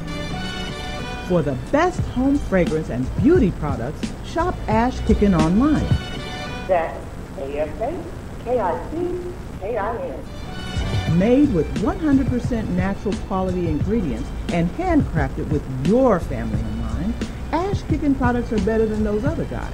Ash Kickin candles, incense, body butter, face moisturizer, and hair moisturizer are priced just right, and you can get yours at 10% off with coupon code TALK17. Support this 100% black-owned business and get your home and body smelling and feeling all right. That's ASHKICKIN. Shop Ash Kickin online at www.ashkickin.com. This is Al Edmondson, owner of a Cutter Brother Rest Barbershop. I'm calling on all barbers and beauticians. It's time for us to unite as one. We can serve our communities better together. Join the Ohio Black Barber Beauty Network. For more information, visit www.obbn.org or call 614-427-3226 to get more information. Be the change that you want to see in your community. Join our network. If you or someone you know is abusing drugs and or alcohol and want to stop the abuse, contact APDS at 1409 East Livingston Avenue. Office hours are 9 a.m. to 8 p.m. daily and 9 a.m. to 3 p.m. on Saturday. APDS is certified by the Ohio Department of Mental Health and Addiction Services and primarily funded through the Adam H. Board. Fees are based on your income and Medicaid is always accepted. For more information, call 614-253-4448. Think fast. In less than 30 seconds, a small flame can become a big fire. Don't let your world go up in smoke. Have working smoke alarms and keep heaters 3 feet away from anything that can burn. Learn more at usfa.fema.gov because fire is everyone's fight. Do you have problems controlling high blood pressure? Good news. You can enroll in Helping Hands Health and Wellness Center's health coaching program utilizing the innovative Twine Health platform. We will help you set your goals, keep in touch with you via your cell phone, and may provide you a free blood pressure cuff. Call us at 614-462-0114 or visit us on the web at www.helpinghandsfreeclinic.org to see if you qualify. This program is provided to you by a grant from the CVS Health Foundation. See that cute little dog in the pet store? Chances are it came from a puppy mill, a breeding facility that forces caged, neglected, and often sick dogs to churn out puppies to be sold for profit. Meanwhile, millions of wonderful, healthy pets end up in animal shelters. But with one simple choice, you can help, just by deciding to adopt instead of purchase your next pet. Not only are you saving a life, you're taking a stand against puppy mills. Visit bestfriends.org/puppymills to learn more. I've got the water, energy bars, and camera. I think we're set for the hike. Almost. We need to protect our skin. Don't forget your wide-brimmed hat and sunscreen. All right. I've got the hat. I've got SPF 30. Will that work? Yeah, anything 15 or higher is good. Just make sure it says broad spectrum. Great. Got it. I am not getting burned again. Let's go. Learn more at cdc.gov/cancer.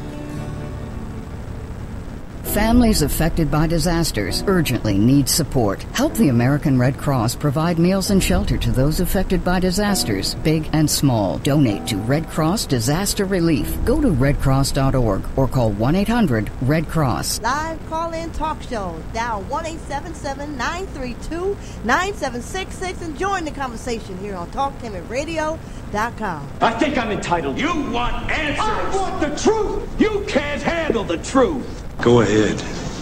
Make my day. You got the power. TalkTameRadio.com. We go where you go. Download the TalkTameRadio.com app to your cell or to your tablet. That's radio the way it should be heard. I'm Mr. Bobby, the co-host on the Compensatory Concept with Mr. Nellie Fuller Jr., who is live from Washington, D.C., here to answer your questions and Gmails. You can call into the show by calling 1-877-932-9766. Gmail me at the numeral 7, MrBobby@gmail.com. Or you can listen to the rebroadcast of the show by going to facebook.com/Talktainment. And finally, you can hear us by going to the YouTube channel. Just type in Talktainment, then hit the space bar and type in the word radio. And then you have to scroll down to Talktainment number 2, live on YouTube, just as simple as that.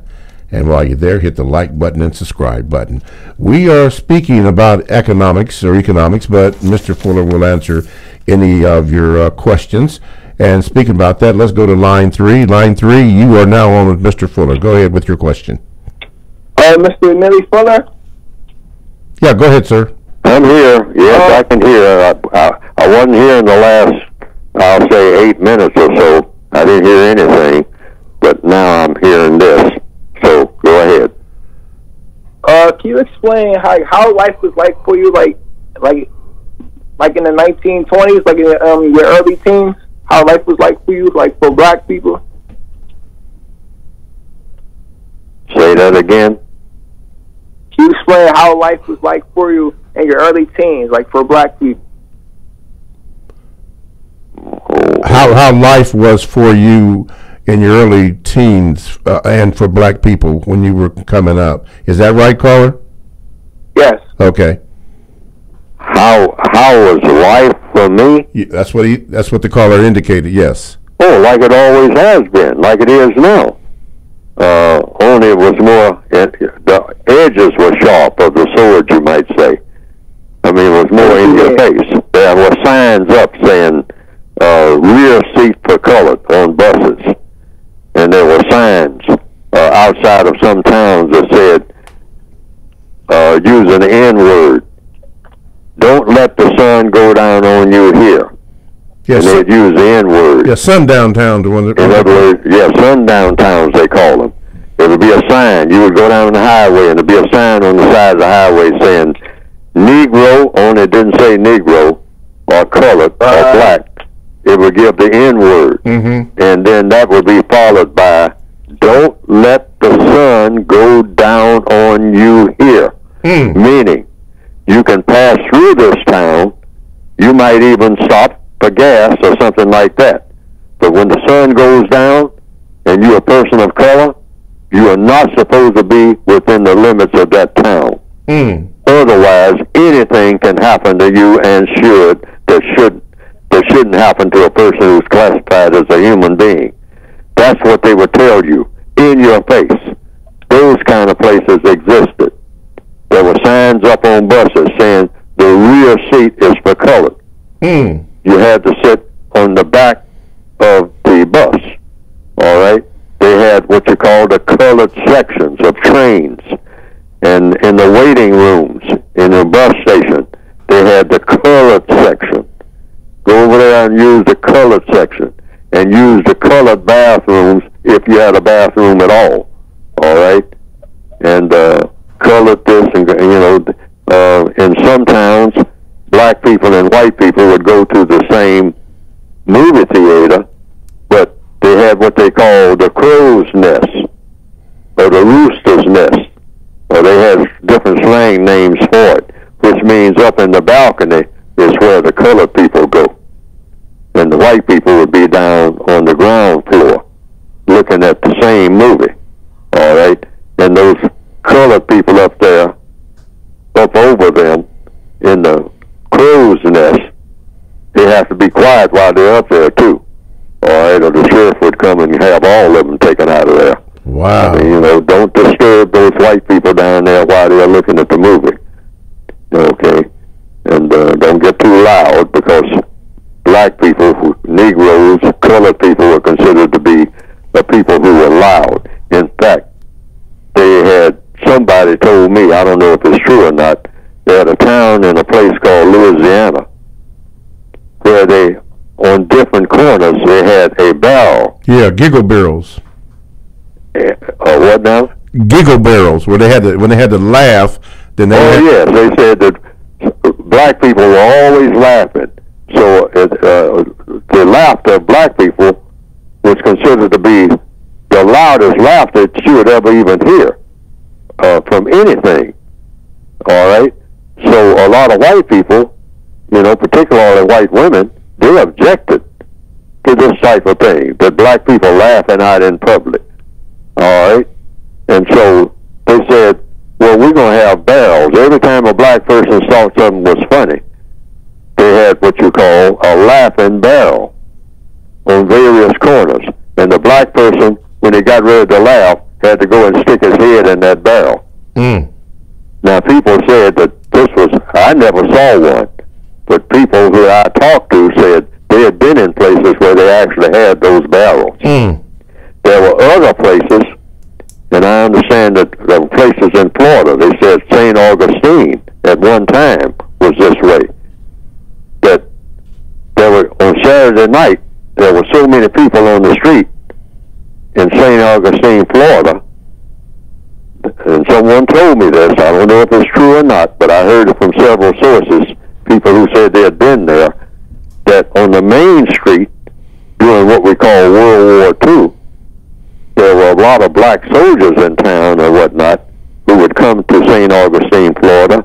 So with so many black people on the street and so many white people, the black people were coming too close to white people when they would walk. So therefore, they made a rule. You know, they just said that this is going to be the practice from now on. So I just heard this, that the black people will walk down one side of the street and the white people will walk down the other side. And if the black person happens to catch themselves walking down the street when there was a lot of white people coming, the black person had to step into the gutter, walk in the gutter, walk in the street. Because the white people are not ever supposed to get off the sidewalk for a black person. All right? And that was not only in St. Augustine, Florida. That was in a lot of places.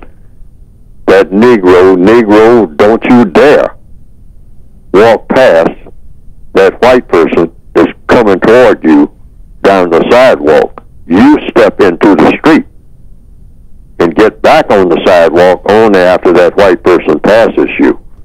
There's all types of situations like that. Yes, sir. And, of course, being called the N-word was routine in many places.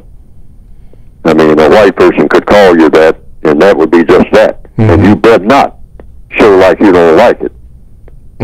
Because you'd have to answer to the sheriff, because the sheriff would come and call you that all the way to the jail while they beat you with a club all the way there, out in the open. They didn't have to explain themselves like they do today. They could kill you, beat you to death right there at high noon on a city street. And many a black person suffered that if they chose to do so. And it wouldn't have to be the sheriff, it could be any white person. And you'd just be a dead Negro, that's all. Any white person? Any white person. Wow. Any white person, if you made them angry enough, could beat you to death right there on a city street, on a town street, with everybody looking, and that's done. That's a done deal. The sheriff would come, and they say, well, you know, he insulted this white woman. Well, he wouldn't keep his mouth shut, and I told him to shut up, all right? And he just kept mouthing off. You know, well, we'll have a hearing, you know, and look into it, and that'll be, you know, that's it. The hearing of a jury of your peers, all right? So the townspeople would all come. Sometimes they might have a little trial and whatnot. They go through the little routine. Everybody laughing, everybody shaking hands. I mean, you know, the judge shaking hands with all his friends and whatnot, and the jury and whatnot. Say, okay, let's have the trial. All right, you know. All right, what did he do? Well, he did this and he did that and he did the other and whatnot. Oh, that's what he did. Oh, that's against the law, you know. Oh, so you were helping to enforce the law. You were being a good citizen. Yeah, cleaning up the neighborhood, you know. So I killed that Negro. Wow. You know, only he didn't say Negro. Yes. You know, yes. Cleaning up, you know, keeping the town clean. I mean, you know, keeping it sacred, keeping it good and Christian. All right? Okay. So he's dead, right? Yeah. So I killed him. Well, you know, unfortunately these things happen, and so we'll try to get along from here on. Hope that the other good Negroes learn their lesson from this. All right.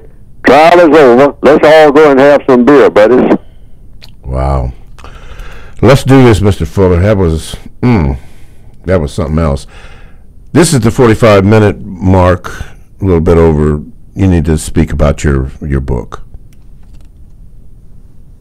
Mr. Fuller? Hello? Yeah. You need. This is the 45-minute mark. You can speak about your book. All right. You can get the book, The Textbook for Victims of White Supremacy, which I always say that is my title, really. I say that's the real title that really fits me. Neely Fuller Jr., Victim of White Supremacy. I'm more that than I ever am anything else. Now, there are a lot of people who will say, oh, victimization stuff. I mean, yeah, you know, victimized. I mean, all these people walk around talking about they're victims. Well, if you have a system of evil in place, deliberate evil, called the system of white supremacy, and I understand that there is one. Now, there are people who say that there's no such thing as a system of white supremacy. I say that there is, that no longer is a system of white supremacy, that it does exist, but it is the only game in town. It is the only government.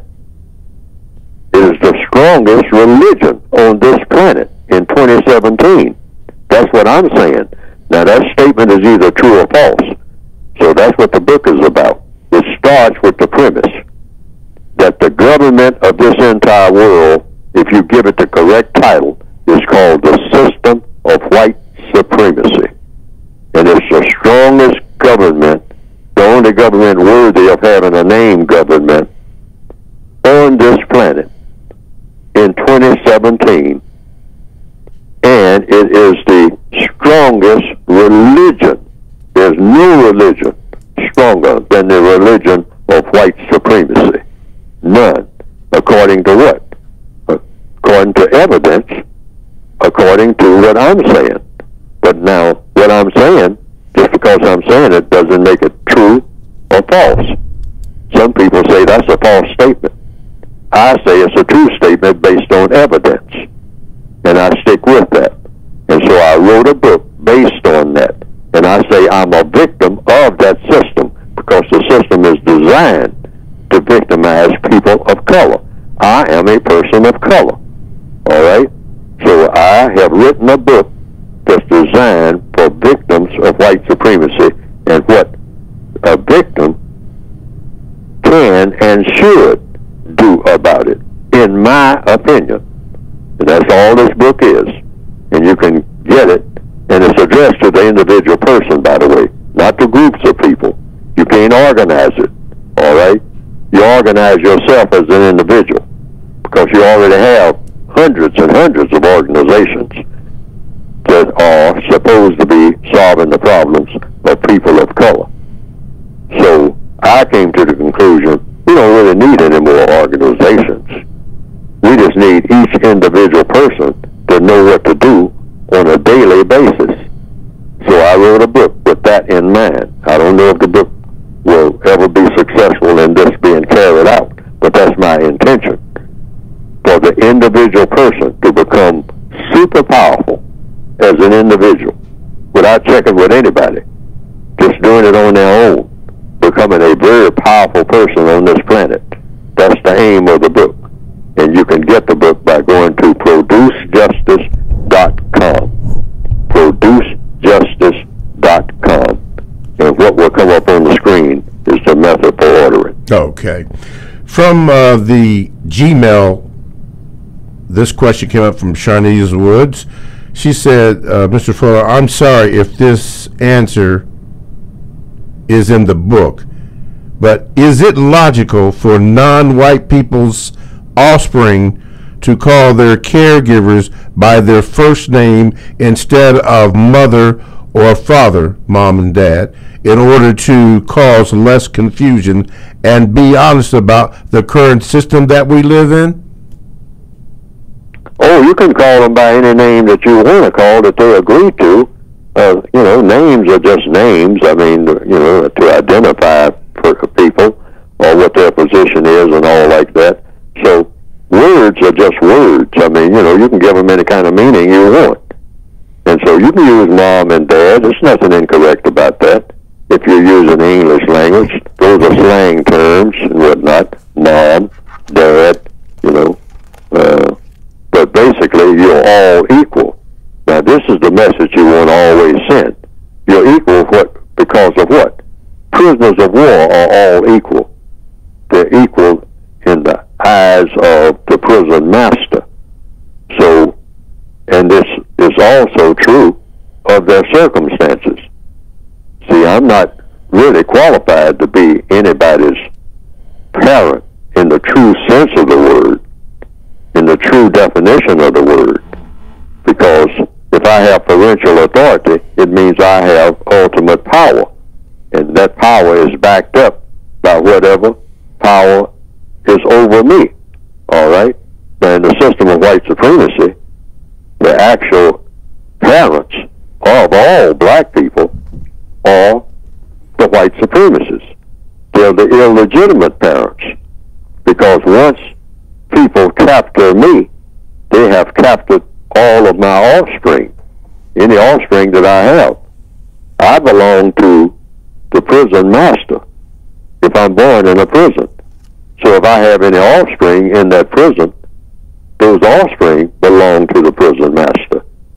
That's the fact.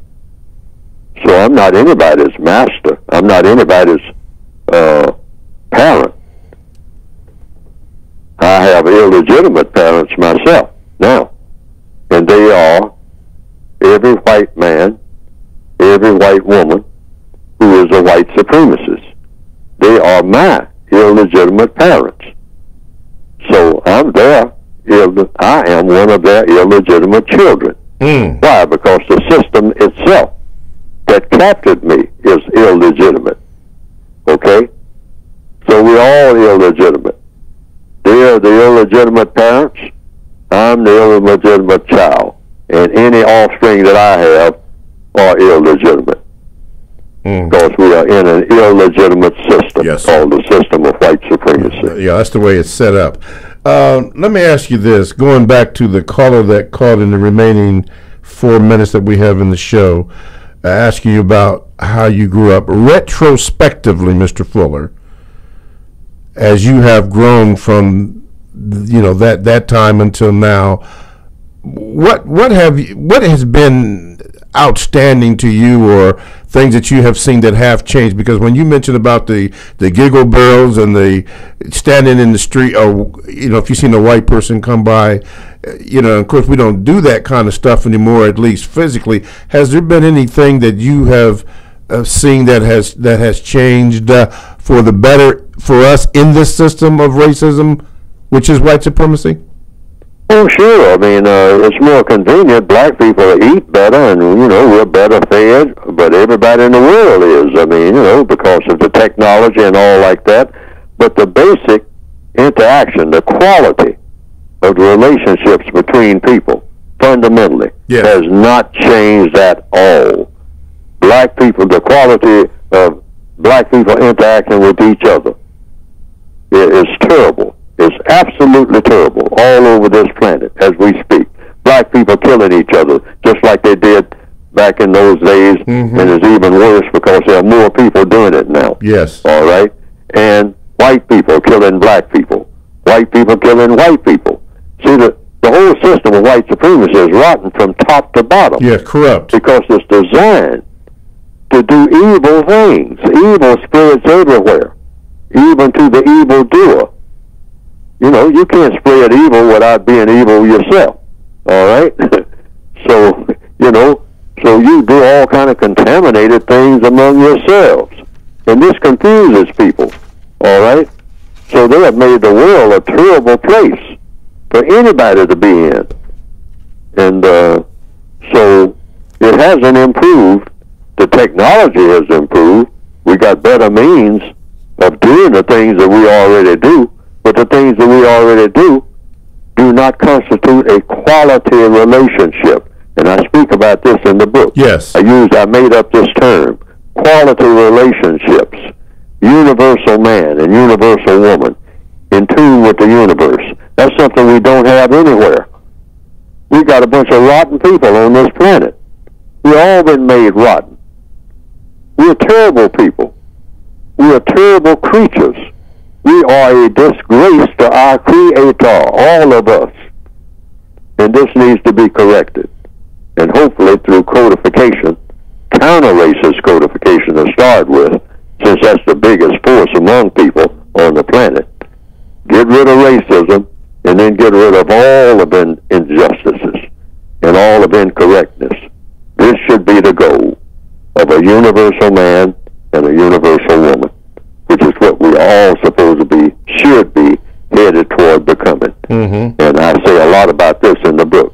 The establishment of a universal man with and for universal woman in a universe that is operated the way that it should have been in the first place. Wow. Before for racism. Yes, sir. Well, thank you, Mr. Fuller, for explaining, and I say for myself for teaching me, because I'm still learning. I'm pretty sure there are others that are too. Thank you. But thank you for doing that. Thank you, callers.